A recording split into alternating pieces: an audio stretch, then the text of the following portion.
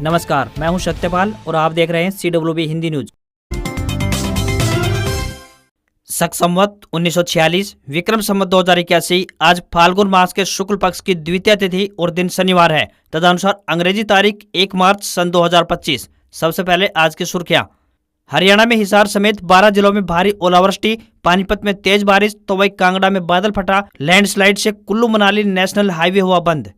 Haryana CET के इस group के युवाओं के लिए बड़ी खबर, मिल गया स्टे। अब 21 मार्च को है सुनवाई, जानिए पूरी अपडेट। हरियाणा विधानसभा के बजट सत्र का शेड्यूल हुआ जारी, 7 मार्च से होगी शुरुआत। हरियाणा में 3 दिन बंद रहेगी शराब की दुकानें, आबकारी विभाग ने जारी किया आदेश।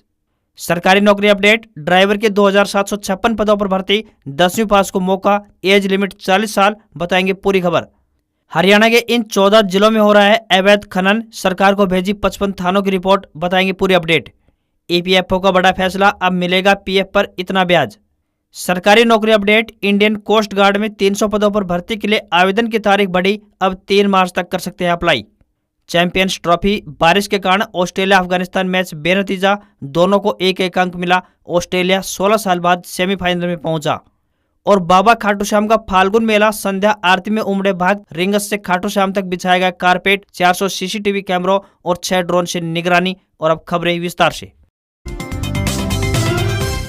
हरियाणा में शुक्रवार शाम को अचानक तेज बारिश शुरू हो गई। इस दौरान हिसार, अंबाला, करनाल, कुरुक्षेत्र, यमुनानगर, भिवानी, जींद, चरखी दादरी, रेवाड़ी, महेंद्रगढ़, पलवल और नौ में भारी बारिश के साथ ओलावृष्टि हुई है। इसके अलावा पानीपत, सोनीपत, फरीदाबाद, गुरुग्राम और झज्जर में तेज बारिश हुई है। मौसम विभाग ने प्रदेश के 12 जिलों में ओलावृष्टि का रेड अलर्ट जारी किया। इसमें यमुनानगर, कुरुक्षेत्र, अंबाला, भिवानी, चरखी दादरी, रोहतक, हिसार, करनाल, सोनीपत, जींद, पानीपत, पंचकुला शामिल है। पानीपत, सोनीपत, पंचकुला और जींद में सुबह से बारिश हुई है। वहीं जींद में शुक्रवार शाम ओले गिरे हैं। इस दौरान तेज बारिश दर्ज की गई। चरखी दादरी में भी भारी ओलावृष्टि हुई है। महेंद्रगढ़ में भी तेज बारिश के साथ ओलावृष्टि हुई है। वहीं चरखी दादरी में भी तेज बारिश के साथ ओले गिरे तो बारिश के पानी के साथ बहते दिखाई दिए। वहीं भिवानी में ओलावृष्टि के बाद सड़क पर ओले जम गए। वहीं एक्सपर्ट का कहना है कि 1 मार्च तक ऐसे ही बारिश का मौसम बना रहेगा। हरियाणा के उत्तरी व पूर्वी इलाकों में बारिश और बाकी हरियाणा में तेज गति से हवाएं चलने का अनुमान है। इस दौरान कृषि वैज्ञानिकों ने किसानों को गेहूं की फसल में सिंचाई न करने की सलाह दी है। वहीं हिमाचल प्रदेश में भारी बारिश के बाद कुल्लू मनाली नेशनल हाईवे बंद हो गया। हाईवे पर रायसन के पास पहाड़ी से मलबा गिरने से लैंडस्लाइड हुआ है, जिस वजह से दिल्ली से मनाली जाने वाले टूरिस्ट फंस गए। इसके अलावा कांगड़ा के मुल्तान में बादल फट गया, यहाँ 9 वाहनों को नुकसान पहुंचा है। नौकरी का इंतजार कर रहे युवाओं के लिए एक बड़ी खबर है। राष्ट्रीय राजधानी क्षेत्र योजना बोर्ड नई दिल्ली की ओर से मल्टीटास्क स्टाफ और स्टेनोग्राफर के पदों के लिए आवेदन मांगे गए हैं। महिला व पुरुष दोनों वर्गों के उम्मीदवार अपने आवेदन भेज सकते हैं। इच्छुक उम्मीदवार अपना आवेदन पत्र डाक के माध्यम से भेजें। सैलरी की बात करें तो 18,000 रुपए से लेकर 1,42,000 रुपए प्रति माह मिलेगी। आवेदन करने की अंतिम तिथि 9 मार्च है। MTS के लिए आवेदक 10वीं पास होनी चाहिए, तो वहीं स्टेनोग्राफर ग्रेड D के लिए आवेदक स्नातक पास होने चाहिए व कंप्यूटर डिप्लोमा धारक तथा अंग्रेजी स्टेनो में 80 शब्द व टाइप में 40 शब्द प्रति मिनट गति होनी चाहिए। स्टेनोग्राफर ग्रेड C की बात करें तो आवेदक स्नातक पास होने चाहिए, कंप्यूटर डिप्लोमा धारक होने चाहिए व अंग्रेजी स्टेनो में 120 शब्द तथा अंग्रेजी टाइप में 40 शब्द प्रति मिनट या फिर हिंदी स्टेनो में 100 शब्द व हिंदी टाइप में 35 शब्द प्रति मिनट की गति होनी चाहिए। न्यूनतम आयु 18 वर्ष और अधिकतम आयु 28 वर्ष तय की गई है, जबकि MTS के लिए अधिकतम आयु 27 वर्ष तय की गई है।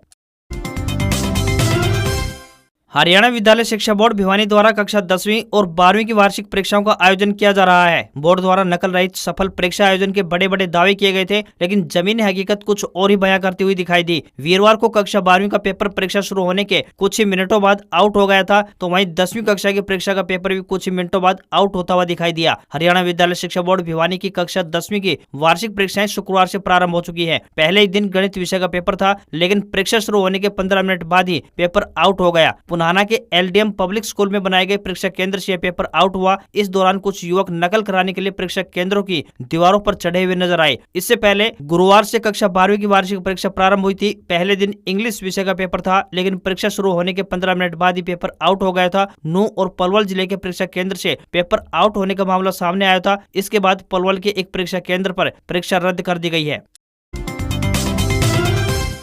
हरियाणा विधानसभा के बजट सत्र का संभावित शेड्यूल जारी कर दिया गया है। सीएम नायब सिंह सैनी वित्त मंत्री के तौर पर पहली बार बजट पेश करेंगे। होली पर्व से एक दिन पहले यानी 13 मार्च को बजट पेश किया जाएगा। 7 मार्च को राज्यपाल के अभिभाषण के साथ बजट सत्र की शुरुआत होगी। हरियाणा विधानसभा के बजट सत्र की अवधि 7 मार्च से 25 मार्च तक रहेगी। इसमें 9 सीटिंग रखी गई है। कुल 19 दिन के शेड्यूल में बात करें तो 10 छुट्टियां रहेंगी। हालांकि बजट सत्र की अवधि पर अंतिम फैसला बिजनेस एडवाइजरी की बैठक में होगा। पहले दिन 7 मार्च को सुबह 11 बजे राज्यपाल का अभिभाषण होगा। इसके बाद 8 व 9 मार्च को अवकाश रहेगा। फिर 10 से 11 मार्च तक अभिभाषण पर चर्चा होगी। वहीं 12 मार्च को अनुपूरक अनुमान की दूसरी किस्त पेश की जाएगी। इसके बाद 13 मार्च को मुख्यमंत्री नायब सिंह सैनी वित्त वर्ष 2025-26 का बजट पेश करेंगे। शेड्यूल में 14 से 16 मार्च तक अवकाश दर्शाया गया है। ये छुट्टियां होली के चलते होंगी। वहीं 17 व 18 मार्च को बजट अनुमानों पर चर्चा होगी। फिर 19 से 21 मार्च तक कोई बैठक नहीं होगी। वहीं 22 और 23 मार्च को फिर शनिवार और रविवार का अवकाश रहेगा। इसके बाद 24 मार्च को मुख्यमंत्री नायब सिंह सैनी बजट अनुमानों पर हुई चर्चा का जवाब देंगे। इसी दिन बजट पर वोटिंग होगी। 25 मार्च को अंतिम दिन विधान कार्य होंगे और बजट सत्र समाप्त हो जाएगा।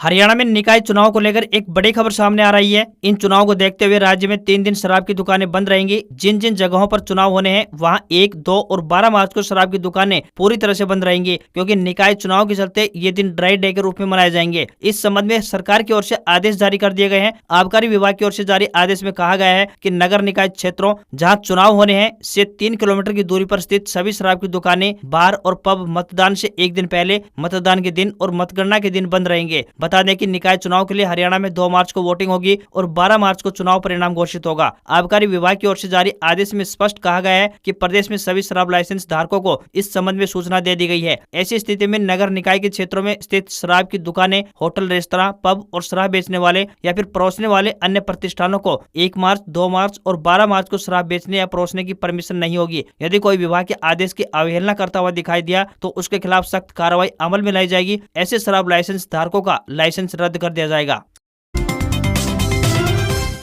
हरियाणा में पारंपरिक खेती के अलावा खेती के अन्य तौर तरीकों को अपनाकर किसान अच्छा खासा मुनाफा कमा सकते हैं। इनमें कम श्रम और पूंजी की आवश्यकता होती है, लेकिन मुनाफा जबरदस्त होता है। इसी कड़ी में हरियाणा सरकार किसानों को आगे बढ़ाने के लिए कदम उठा रही है। सरकार किसानों को पारंपरिक खेती के साथ साथ अब विभिन्न अन्य फसलों की पैदावार के प्रति प्रोत्साहित करती हुई दिखाई दे रही है। हरियाणा उद्यान विभाग ने फैसला लिया है कि वह किसानों को फूलों की खेती की ट्रेनिंग देगा। विभाग का मानना है कि इस खेती से किसानों की आय में बेतहाशा बढ़ोतरी होगी। इसके लिए मार्च के पहले सप्ताह में एक स्पेशल ट्रेनिंग कैंप का आयोजन होगा। झज्जर जिले के पुष्प एवं बीज उत्पादक तकनीक उत्कृष्ट केंद्र मुनीमपुर में फूलों की खेती की ट्रेनिंग का प्रोग्राम चलेगा। 3 से 7 मार्च तक चलने वाली इस ट्रेनिंग में केवल चुने हुए किसानों को ही खेती की आधुनिक तकनीक सिखाई जाएगी। इसके अलावा उन्हें बागवानी से जुड़ी हुई योजनाओं के बारे में भी अवगत करवाया जाएगा। इस ट्रेनिंग में किसानों को उन्नत तकनीक के साथ इसके व्यावसायिक पहलुओं के बारे में भी जानकारी दी जाएगी। राष्ट्रीय शिक्षा नीति के तहत सीबीएसई की तरफ से कक्षा 10वीं में शैक्षणिक सत्र 2025-26 में 2 बोर्ड परीक्षा कराने के लिए एक ड्राफ्ट पॉलिसी तैयार कर दी गई है। यह बोर्ड की आधिकारिक वेबसाइट पर अपलोड भी हो चुकी है। 9 मार्च तक आप सब इस पर प्रतिक्रिया व्यक्त कर सकते हैं। जांच के बाद पॉलिसी को फाइनल रूप दे दिया जाएगा। बोर्ड के परीक्षा नियंत्रक डॉक्टर स्वयं भारद्वाज ने इस बारे में सूचना जारी की है। इसमें उन्होंने बताया कि केंद्र सरकार ने राष्ट्रीय शिक्षा नीति 2020 जारी की है। इसमें सिफारिश की गई है कि छात्रों को बोर्ड परीक्षा में अपना प्रदर्शन सुधारने का मौका दिया जाएगा। इसमें सत्र 2025-26 में कक्षा 10वीं में 2 बोर्ड परीक्षाएं कराने के लिए एक ड्राफ्ट पॉलिसी तैयार करने और इस पॉलिसी को सभी हितधारकों, स्कूल, शिक्षक, अभिभावक, छात्र और अन्य से प्रतिक्रिया प्राप्त करने के लिए बोर्ड की वेबसाइट पर होस्ट करने पर विचार विमर्श हुआ। नई नीति के बारे में बात करें तो पॉलिसी के अनुसार 10वीं की पहली बोर्ड परीक्षा अगले साल 17 फरवरी को 12वीं की मुख्य परीक्षाओं के साथ शुरू होगी। वह 6 मार्च तक चलेगी। इसी प्रकार 10वीं कक्षा की दूसरी बोर्ड परीक्षा 5 मई से शुरू होगी, जो कि 20 मई तक चलेगी। पहली परीक्षा के बाद पासिंग डॉक्यूमेंट्स जारी नहीं होगा। परीक्षा की परफॉर्मेंस को छात्र के डिजी लॉकर में उपलब्ध करवाया जाएगा। इसके आधार पर वे कक्षा 11वीं में एडमिशन ले पाएंगे। दूसरी बोर्ड परीक्षा के रिजल्ट के बाद ही छात्रों को पासिंग डॉक्यूमेंट जारी किया जाएगा। प्रैक्टिकल या फिर आंतरिक मूल्यांकन एक बार ही लिया जाएगा। पॉलिसी के मुताबिक पहली परीक्षा में पास न होने वाले विद्यार्थियों को 11वीं कक्षा में एडमिशन दिया जा सकेगा तथा द्वितीय परीक्षा के परिणाम के आधार पर उनके प्रवेश को अंतिम रूप मिलेगा। यह स्कीम न सिर्फ परीक्षा के तनाव को कम करेगी, बल्कि छात्रों को अपने प्रदर्शन में सुधार करने का एक बेहतर मौका भी प्रदान करेगी। हरियाणा कर्मचारी चयन आयोग यानी HSSC की तरफ से पिछले साल ग्रुप सी और ग्रुप डी के विभिन्न पदों पर भर्तियां की गई हैं। इनमें कुछ ग्रुप्स ऐसे हैं जिनमें उम्मीदवारों को ज्वाइनिंग तो मिल गई मगर उनकी नौकरियां अभी भी खतरे में हैं। हरियाणा SSC की तरफ से लगभग 12,000 assistant lineman, SA, staff nurse व कई पदों पर भर्तियां की गई थी। इन भर्तियों का मामला कोर्ट में जा पहुंचा। लंबे समय से उम्मीदवारों के बीच यह संशय बना हुआ है कि उनकी नौकरी सेफ है या फिर नहीं। यह मामला लगातार चल रहा है और कई बार कोर्ट में इसे लेकर सुनवाई हो चुकी है। दरअसल ये भर्तियां ग्रुप वाइज हुई है जबकि अन्य भर्तियां पोस्ट वाइज के माध्यम से की गई है। ऐसे में एक ही एग्जाम में दो नियम लागू नहीं हो सकते। कोर्ट में इस मामले को लेकर सुनवाई हुई थी। आ रही खबरों के अनुसार 24 ग्रुप केस में स्टे मिल चुका है और 21 मार्च 2025 अगली डेट मिल चुकी है। ऐसे में अब इस मामले में अगली सुनवाई 21 मार्च 2025 को होगी। हरियाणा के किसानों के लिए अच्छी खबर आई है। प्रदेश के कृषि एवं किसान कल्याण मंत्री श्याम सिंह राणा ने अब किसानों के हित में एक बड़ा कदम उठाया है। उन्होंने कहा है कि अब मौसम खराब होने के चलते बागवानी के किसानों को परेशान होने की आवश्यकता नहीं है। प्रदेश सरकार द्वारा मुख्यमंत्री बागवानी बीमा योजना चलाई गई है जो किसानों की सभी समस्याओं का समाधान करती हुई दिखाई देगी। मंत्री श्याम सिंह राणा ने सभी किसानों को इस योजना का लाभ उठाने की अपील की है। उद्यान विभाग के प्रवक्ता ने बताया कि विभाग द्वारा मुख्यमंत्री बागवानी बीमा योजना की शुरुआत की गई है। किसानों को पारंपरिक अनाज फसलों की बजाय अधिक आमदनी देने वाली उच्च जोखिम की बागवानी फसलें उगाने के लिए प्रोत्साहित करना इस योजना का उद्देश्य है। जो किसान इस योजना का लाभ उठाना चाहते हैं वह मेरी फसल मेरा ब्यौरा पोर्टल पर इसके लिए नामांकन करवा सकते हैं। उन्होंने कहा है कि प्रदेश के किसान अपनी इच्छा से बीमा के लिए निर्धारित अंशदान की राशि देकर इस योजना के लिए रजिस्ट्रेशन करवा सकते हैं। सब्जी और मसाले की फसलों के लिए 30,000 रूपए तथा फलों की खेती के लिए 40,000 रूपए प्रति एकड़ का बीमा किया जा रहा है। सब्जी और मसाले की खेती के लिए किसान को 750 रूपए तथा फल की खेती के लिए 1,000 रूपए प्रति एकड़ बीमा राशि देनी पड़ती है। देश के करोड़ों सैलरी पेशा लोगों के लिए एक बड़ी अपडेट सामने आ रही है। रिटायरमेंट बॉडी EPFO की तरफ से कर्मचारी भविष्य निधि पर 8.25% ब्याज दर बरकरार रखी गई है। हम आपकी जानकारी के लिए बता दें कि इससे पहले EPFO की तरफ से फरवरी 2024 में ब्याज दरों को बढ़ाकर इतना किया गया था। EPFO बोर्ड मीटिंग से मिली जानकारी के अनुसार कर्मचारी भविष्य निधि संगठन ने वित्त वर्ष 2024-25 के लिए ब्याज दरों में कोई भी बदलाव नहीं किया है, अर्थात वह 8.25% पर ही बरकरार रहेगी। केंद्रीय न्यासी बोर्ड की बैठक के दौरान ये बड़ा फैसला लिया गया है। इससे EPFO के कर्मचारी भी काफी खुश दिखाई दे रहे हैं। पिछले काफी समय से कर्मचारी इस ऐलान का इंतजार कर रहे थे, अर्थात अब इसमें कोई भी बड़ा बदलाव नहीं किया गया है। हरियाणा के 14 जिलों में अवैध खनन हो रहा है। अवैध खनन के इलाके में 55 पुलिस थानों के तहत आते हैं। खनन विभाग को प्रदेश की CID ने इस बारे में इनपुट भेजा है, जिसके बाद खनन विभाग के महानिदेशक ने हाई जोन में रखे 7 जिलों के डिप्टी कमिश्नरों को पत्र लिखा है। इसमें अवैध खनन रोकने के लिए सख्त कार्रवाई करने के लिए कहा गया है। इन जिलों में फरीदाबाद, पलवल, नूंह, भिवानी, महेंद्रगढ़, यमुनानगर और चरखी दादरी शामिल है। खनन को लेकर सबसे ज्यादा गंभीर स्थिति नूंह और यमुनानगर में है, जहाँ के 8 थानों के इलाकों में अवैध खनन हो रहा है। इसके बाद गुरुग्राम के 5 पुलिस थानों के इलाकों में अवैध खनन किया जा रहा है। खनन विभाग ने CID से मिले इनपुट ने अवैध खनन के लिहाज से जिलों को जोन में बांटा है। हाई जोन में रखे जिलों की बात करें तो सोनीपत, यमुनानगर, भिवानी, चरखी दादरी, महेंद्रगढ़, नारनौल, गुरुग्राम, नूंह और फरीदाबाद, पलवल शामिल है। मीडियम जोन में करनाल, पानीपत, कैथल, पंचकुला, अंबाला और लो जोन में फतेहाबाद, हिसार, रोहतक, जींद, झज्जर, सिरसा और रेवाड़ी आते हैं। अधिकारियों की मिलीभगत से अवैध खनन की शिकायतें लगातार मिल रही थी, जिसके बाद मुख्यालय से अचानक परीक्षा निरीक्षण के लिए टीम भेजी जा रही है। इसी तरह के मामले में यमुनानगर के सहायक खनन अभियंता का ट्रांसफर भी मुख्यालय में किया गया है। अवैध खनन में संलिप्त किसी भी अफसर व कर्मचारी को छोड़ा नहीं जाएगा। नारनौल में खनन विभाग, पुलिस, वन, प्रदूषण, RTA, सेल टैक्स व इन्फोर्समेंट विभाग के कर्मचारी व अधिकारी दिन रात अवैध खनन की रोकथाम के लिए निगरानी कर रहे हैं। राजस्थान के सीकर स्थित बाबा खाटू श्याम जी मंदिर के पट खुलने के साथ ही वार्षिक फाल्गुन मेला शुरू हो चुका है। लंबी लाइन में खड़े भक्त मेले की पहली संध्या आरती में शामिल हुए। इस दौरान भक्तों ने ऊपर हाथ उठाकर बाबा की जयकारी किए। इससे पहले अमावस्या के बाद तिलक और श्रृंगार के चलते गुरुवार रात 10 बजे से मंदिर में दर्शन बंद कर दिए गए थे। शाम को दर्शनों के लिए पट खुल गए। पट खुलते ही मंदिर परिसर भक्तिमय हो उठा। जय बाबा श्याम और शीश के दानी की जयकार के नारे मंदिर में गूंज उठे। श्रद्धालुओं ने फूल बरसाकर बाबा का स्वागत किया। दर्शनों के लिए सुबह से ही लंबी कतारें लग गई। मेले के दौरान भक्त लगातार बाबा खाटू श्याम के दर्शनों के लिए पहुंच रहे हैं। भीड़ कम होने पर ही बाबा श्याम के पट बंद होंगे। यदि भीड़ लगातार बनी रहती है तो पूरे मेले में केवल श्रृंगार और भोग के समय ही बाबा का कुछ मिनटों के लिए पर्दा किया जाएगा। 11 मार्च तक चलने वाले इस मेले में लाखों की संख्या में देश के अलग अलग राज्यों से भक्त दर्शन करने के लिए पहुंच रहे हैं। 10 मार्च को बाबा श्याम की रथ यात्रा निकाली जाएगी। भक्तों के स्वागत के लिए रिंगस से खाटू तक कारपेट बिछाया गया है। मेले की ड्रोन से निगरानी की जाएगी। मेले के दौरान 400 से अधिक CCTV कैमरा और 6 ड्रोन कैमरों के जरिए पूरे मेले की निगरानी की जा रही है। मंदिर परिसर में इस बार वैष्णो देवी और शीश के दानी थीम पर सजावट की गई है। मंदिर के सिंह द्वार पर बर्बरीक श्री कृष्ण को अपना शीश दान करते हुए नजर आ रहे हैं। इसके साथ ही मंदिर में वैष्णो देवी की तर्ज पर लाल कपड़े में बंधे नारियल और घंटियां दिखाई देंगी। वहीं दिव्यांगों और बुजुर्गों के लिए दर्शनों की अलग से व्यवस्था की गई है। मंदिर से करीब 250 मीटर की दूरी पर लाला मांगीराम धर्मशाला के पास ही एक अलग लाइन बनाई गई है। व्हील चेयर पर दिव्यांगों को इसी लाइन से मंदिर तक दर्शन कराने के लिए ले जा सकेंगे।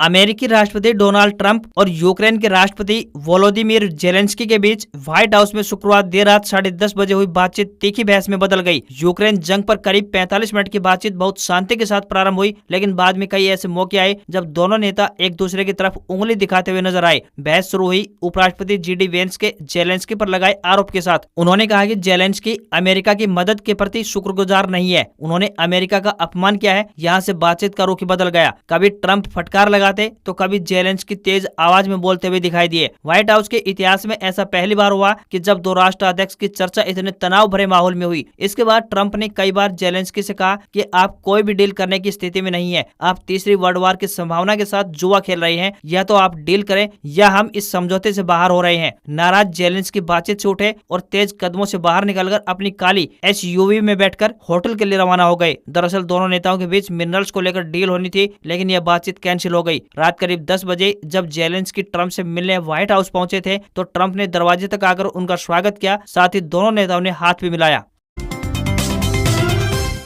राजस्थान में ड्राइवर के पदों पर भर्ती निकली है। उम्मीदवार राजस्थान स्टाफ सिलेक्शन बोर्ड यानी RSM SSB की ऑफिशियल वेबसाइट rsmssb.rajasthan.gov.in पर जाकर आवेदन कर सकते हैं। योग्यता की बात करें तो 10वीं पास होनी चाहिए। हल्की या फिर भारी गाड़ियों को चलाने का 3 साल का अनुभव होना चाहिए। एज लिमिट की बात करें तो 18 से 40 वर्ष तय की गई है। सैलरी पे मैट्रिक्स लेवल L5 के मुताबिक मिलेगी। सिलेक्शन प्रोसेस की बात करें तो लिखित परीक्षा, driving test, skill test, document verification के आधार पर मिलेगी। फीस सामान्य अनारक्षित वर्ग के लिए 600 रुपए है, तो वहीं OBC, EWS, MBC, अनुसूचित जाति, अनुसूचित जनजाति, दिव्यांग के लिए 400 रुपए रखी गई है। जरूरी डॉक्यूमेंट्स की बात करें तो शैक्षणिक योग्यता की मार्कशीट, आधार कार्ड, जाति प्रमाण पत्र, मूल निवास प्रमाण पत्र, passport size photo, signature, mobile number और ईमेल ID चाहिए होंगे। लास्ट डेट 28 मार्च 2025 है।